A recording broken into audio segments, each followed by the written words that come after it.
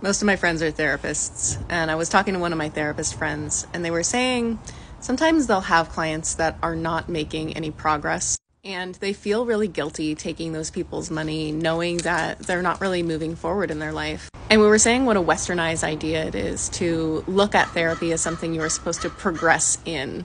Because if you were a shaman being there for someone in an indigenous society, the expectation would be that you would be there for them to lend an ear, not that you would help them get to something necessarily.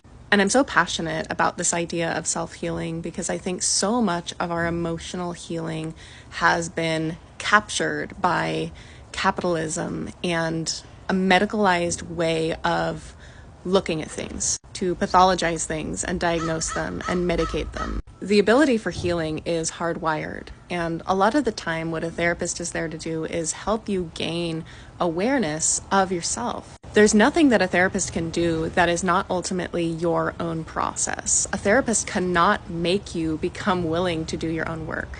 And I think a lot of quote unquote therapy has had to be invented because we have lost friendship and we've lost community and we've lost physical touch with our friends. There are so many therapy techniques that are like, oh, EMDR, bilateral stimulation of the body while recalling a deep emotional experience. Oh, you mean like taking a walk with a friend and telling them a story about a deep, emotionally traumatic experience you had. I think a lot of people in the therapy community, especially clinicians, are afraid to say out loud that healing doesn't have to take place with a therapist. But I think that they are rightly afraid that there are so many people that don't have the proper support systems that may push themselves into emotional places that are unsafe or make them act in ways that they didn't predict. And I think we should all be entering the woods of our own shadow with a proper support system in place. That's friends, that's close confidants, that is a community structure. And so many of us don't have that, and so we have to attempt to hire it out to a therapist. One of the things that happens to traumatized people is they become very uncomfortable with intimacy. So I've seen many people who benefit from a therapist relationship because it's ultimately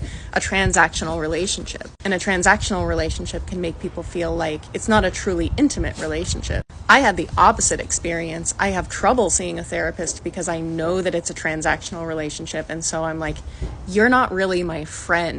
You're here to make money. Different things work for different people. But I want people to know that healing is available and sort of happens over the natural course of life. And you can begin that journey just by reading books that you're interested in, or listening to audiobooks, or listening to podcasts, just kind of becoming interested in your own mental health. And I think also for some people it's boring and they just want the therapist to figure